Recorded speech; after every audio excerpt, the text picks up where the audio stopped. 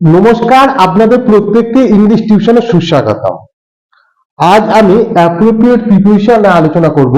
Preposition সংক্রান্ত বিষয় আজকে আমাদের 27 দিনের ক্লাস। তো অ্যাপ্রোপ্রিয়েট প্রিপোজিশনে আসার আগে প্রথমে এই জিনিসটা জেনে নেওয়া যাক যে প্রিপোজিশন কাকে বলে।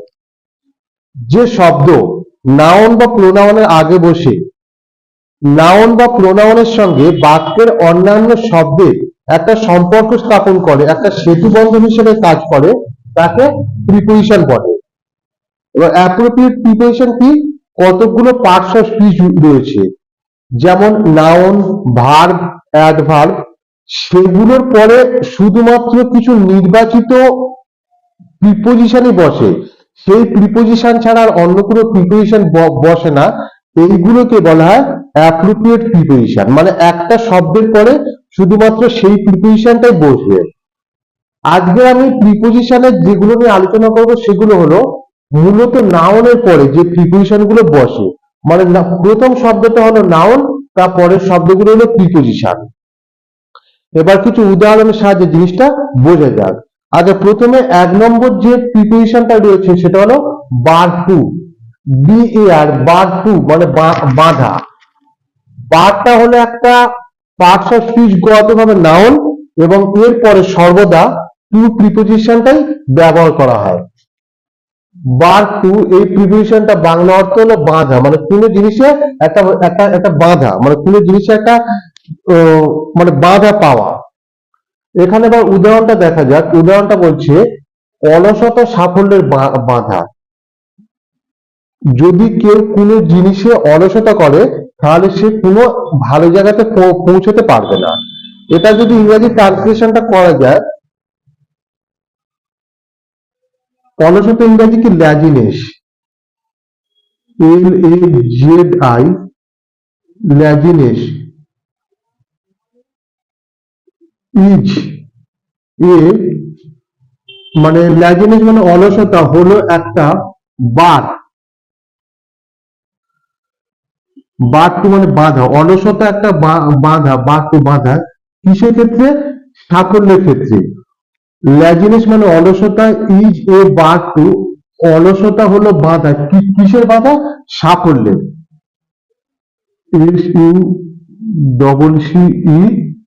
SUCCESS, সাকসেস মানে সাফল্য। এখানে বার টুটা হলো অ্যাপ্রোপ্রিয়েট প্রিপোজিশন, এবং এটা যেটা হলো বাধা, এবং বারের পরে সর্বদা টু প্রিপোজিশনটাই ব্যবহার করা হয়। এবার পরেরটা খেয়াল করে যাক, 2 নম্বরটা বিয়াস টুয়ার্ডস। বিয়াস টুয়ার্ডস মানে ঝোঁক, এবং বিয়াসের পরে বিয়াসটা হলো পার্টস অফ স্পিচ গতভাবে নাউন, এবং এর পরে সর্বদা টুয়ার্ডস প্রিপোজিশনটাই ব্যবহার করা হয়। এবং বিয়াস টুয়ার্ডস এর যে বাংলা অর্থ হলো ঝোঁক। এর একটা উদাহরণ, আচ্ছা, বিয়াস টুয়ার্ডস মানে ঝোঁক, এর একটা উদাহরণ লক্ষ্য করা যাক। উদাহরণটা কি বলছে? যে সিনেমার প্রতি তার ঝোঁক আছে, মানে সে সিনেমা দেখতে খুব পছন্দ করে। ঝোঁক মানে কি? মানে কোনো জিনিসকে পছন্দ করা, কোনো জিনিসের প্রতি তার আকর্ষণ। এটাকে যদি ট্রান্সলেশন করি, কার আছে? তার। তার ইংরেজি কি? হি। আছে ইংরেজি কি? হ্যাজ। তার আছে, হি হ্যাজ, তার আছে কি? ঝোঁক। ঝোঁক ইংরেজি কি? বিয়াস, BIAS, Beas towards, TOWAR, Beas towards. He has Beas towards, he has মানে তার আছে, বিয়াস টুয়ার্ডস মানে ঝোঁক কিসের প্রতি? Cinema, CINEMA, cinema. He has Beas towards cinema, মানে তার সিনেমার প্রতি ঝোঁক রয়েছে। এখানে বিয়াস টুয়ার্ডসটা হলো অ্যাপ্রোপ্রিয়েট প্রিপোজিশন, এবং এর বাংলা অর্থ হলো ঝোঁক। পরে 3 নম্বর প্রিপোজিশনটা খেয়াল করা যাক। 3 নম্বর প্রিপোজিশনটা বলছে বিলিভ ইন। বিলিভ ইন মানে বিশ্বাস। বিলিভটা পার্টস অফ স্পিচ গতভাবে নাউন, এবং এরপরে সর্বদা ইন প্রিপোজিশনটাই ব্যবহার করা হয়। এবং বিলিভ ইন মানে বিলিভ ইন, এই যে অ্যাপ্রোপ্রিয়েট প্রিপোজিশনটা বাংলা অর্থ হলো বিশ্বাস। এবারে এর যে উদাহরণটা লক্ষ্য করা যাক, নিজের শক্তিতে আমার বিশ্বাস আছে, মানে নিজের শক্তির প্রতি আমার বিশ্বাস আছে। তাহলে আমার ইংরেজি কি আই, আছে ইংরেজি কি হ্যাভ, আই এর পরে কিন্তু হ্যাভ বসবে। হ্যাভটা কোথায় বসে? শুধুমাত্র থার্ড পারসন সিঙ্গুলার নাম্বারের ক্ষেত্রে। থার্ড পারসন সিঙ্গুলার নাম্বার কোনটা? আমি, আমরা, তুমি, তোমরা এবং তাহারা, এই কটা বাদ দিয়ে যা কিছু পড়ে থাকে সবকিছু হলো থার্ড পারসন সিঙ্গুলার নাম্বার। আমি, আমরা হলো আমিটা হলো ফার্স্ট পারসন সিঙ্গুলার নাম্বার, আমরা হলো ফার্স্ট পারসন প্লুরাল, তুমি, তোমরা ইংরেজি, বাংলাতে আমরা যাই বলি না কেন, ইংরেজিতে একটা ইংরেজি সেটা হলো ইউ, এটা হলো second person. Third person plural নাম্বারটা হলো দে, আর সিঙ্গুলার নাম্বারটা হলো হি, সি, ইট, কারোর নাম ইত্যাদি। যদি subject third person singular number হয় তবে সেক্ষেত্রে সাবজেক্টের পরে হ্যাভ বসবে।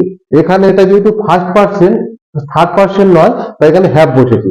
আই হ্যাভ, আমার, আই হ্যাভ আমার রয়েছে। বিলিভ, কি রয়েছে? Believe, B E L I E F, believe in, আমার ইংরেজি কি? আমার ইংরেজি মাই, নিজের ইংরেজি কি? অন, নিজের ইংরেজি হলো অন। শক্তি ইংরেজি কি? Strength, S T R E N G T H. I have believe in my own strength, মানে আমার, I have believe in my own strength, মানে আমার নিজের শক্তির প্রতি বিশ্বাস আছে। এই যে বিলিভ ইন, এটা হলো অ্যাপ্রোপ্রিয়েট প্রিপোজিশন এবং এর বাংলা অর্থ হলো বিশ্বাস। পরে 4 নম্বর উদাহরণটা খেয়াল করে যাক। 4 নম্বর উদাহরণটা বলছে ব্লাইন্ডনেস টু, ব্লাইন্ডনেস টু, এই যে প্রিপোজিশনটা বাংলা অর্থ হলো অন্ধত্ব। ব্লাইন্ডনেসটা হলো পার্শ্ব স্পিচগতভাবে নাউন এবং এর পরে সর্বদা টু প্রিপোজিশনটা কিন্তু ব্যবহার করা হয় এবং এর বাংলা অর্থ কি? অন্ধত্ব, মানে চোখে দেখতে পায় না এমন, কিন্তু অন্ধের মধ্যেও আবার অনেক রকম ভাগ রয়েছে। মানে একটা, কেউ নিজের চোখে দেখতে পায় না সেটা হলো একরকম অন্ধত্ব, আবার অনেক সময় কারো প্রতি স্নেহ বা ভালোবাসা বশত অনেক সময় আমরা অনেকের নিজে হতে পারে বা অন্য কারো ভুল হতে পারে, ভুল ত্রুটি এগুলো দেখতে পায় না, সেটাও কিন্তু এক প্রকার অন্ধত্ব। তো এখানে কিন্তু ব্লাইন্ডনেস টু মানে অন্ধত্ব বলতে মানে যে চোখের অন্ধত্ব নয়, যেটা আমরা চোখে দেখতে পাই না সেটা না, মানে মানে নিজের বা অন্য কারোর ভুলটা দেখতে না পাওয়া, স্নেহ বশত হোক বা দুর্বলতা বশত হোক, সেটা নিজের হতে পারে বা অন্য কোনো নিকট আত্মীয় বন্ধু বান্ধব, তাদের ভুল ত্রুটিটা চোখে দেখেও না না দেখা, এইরকম অন্ধত্ব। এখানে ব্লাইন্ডনেস টু মানে চোখে দেখা অন্ধত্বের কথা কিন্তু বলা নয়, স্নেহ বশত অন্যের ভুল ত্রুটিগুলো দেখতে না পাওয়া। নিজের ভুলের, এবার একটা উদাহরণ লক্ষ্য করা যাক। নিজের ভুলের প্রতি অন্ধত্ব স্বাভাবিক, মানে আমি যখন নিজে কোনো ভুল করবো সেই ভুলটা আমার কিন্তু চোখে পড়বে না। এটাকে যদি ট্রান্সলেশন করা যায়, বিএলআইএনডি, blindness to one's, O N E apostrophe শেষ, ওয়ান্স, অন, ফল্ট, দোষ ইংরেজি কি? Fault, one fault, is, natural, natural মানে কি? স্বাভাবিক, NATURAL, ন্যাচারাল মানে স্বাভাবিক। Blindness to one's on fault is natural, নিজের ভুলের প্রতি অন্ধত্ব স্বাভাবিক, মানে নিজের ভুলটাকে সাধারণত দেখে না। এখানে এই যে ব্লাইন্ডনেস টু, এটা হলো অ্যাপ্রোপ্রিয়েট প্রিপোজিশন এবং এর যে বাংলা অর্থ হলো অন্ধত্ব। পরের প্রিপোজিশনটা খেয়াল করে যাক। পরের যে প্রিপোজিশনটা 5 নম্বর প্রিপোজিশনটা রয়েছে সেটা হলো বেনেভোলেন্স টুয়ার্ডস, মানে বদান্যতা, মানে কারোর প্রতি করুণা বা কারোর প্রতি দয়া, এই অর্থে এটা হলো বদান্যতা। বেনেভোলেন্সটা হলো পার্শ্ব স্পিচগতভাবে নাউন এবং এর পরে সর্বদা টুয়ার্ডস প্রিপোজিশনটাই ব্যবহার করা হয় এবং বেনেভোলেন্স টুয়ার্ডস এই প্রিপোজিশনটা বাংলা অর্থ কি? বদান্যতা। বদান্যতা বলতে কারো প্রতি দয়া, কারো প্রতি দয়া, মানে এইরকম অর্থে এটা ব্যবহার করা হয়। উদাহরণটা লক্ষ্য করা যাক, গরিবদের প্রতি আপনার বদান্যতা প্রশংসনীয়। মানে আপনি যে গরিবদের প্রতি স্নেহ দেখান বা বদান্যতা দেখান সেটা খুবই প্রশংসনীয়। এটা ট্রান্সলেশনটা কিভাবে হবে? ইউর